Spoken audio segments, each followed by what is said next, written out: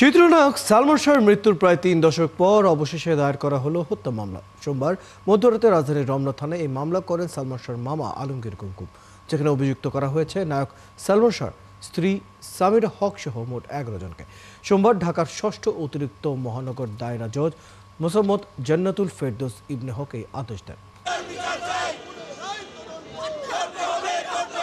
প্রিয় নায়ক পৃথিবী ছেড়ে বিদায় নিয়েছেন ২৯ বছর আগে, তবু তার মৃত্যু রহস্য আজও ব্যথিত করে দর্শক ভক্তদের মন। বিচারের দাবিতে সোমবার সব কাজ ফেলে আদালতে ছুটে এসেছিলেন সালমান ভক্তরা। ভক্তদের নিরাশ করেননি বিজ্ঞ আদালত। সকল তথ্য উপাত্ত বিশ্লেষণ করে সালমান শাহর মৃত্যুর ঘটনায় করা মামলায় তার মায়ের রিভিশন আবেদন মঞ্জুর করেন আদালত। রমনা থানার ভারপ্রাপ্ত কর্মকর্তাকে পুনরায় তদন্ত করে প্রতিবেদন দাখিলের নির্দেশ দিয়েছেন আদালত। এর আগেও যে রিপোর্ট দিয়েছিল অপমৃত্যু হিসেবে একটা রিপোর্ট দিল, সেই রিপোর্টটার বিপক্ষে আমরা একটা রিভিশন দায়ের করেছিলাম আদালতে।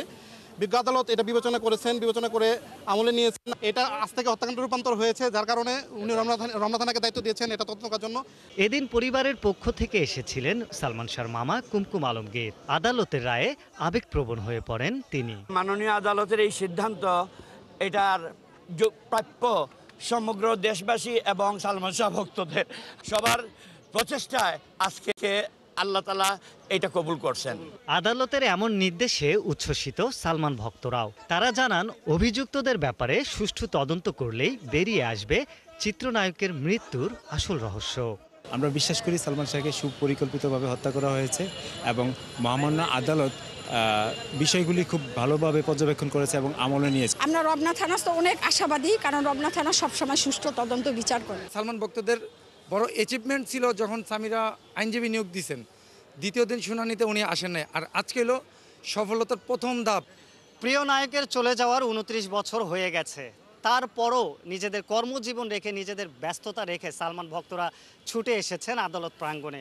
তাদের একটাই চাওয়া, প্রিয় নায়কের সুষ্ঠু বিচার হোক, প্রিয় নায়কের আত্মা শান্তি পাক, এবং আদালতের এই রায় যেন তাদের মাঝেও একটা প্রশান্তির ঝর্ণা বয়ে দিচ্ছে। আজ সামনেই জানা যাবে সালমান শাহর হত্যা তদন্তে কি বেরিয়ে আসে। তবে আমরা সবাই অপেক্ষায় থাকব সত্য উন্মোচনের। আরিফ হক, ৭১, ঢাকা।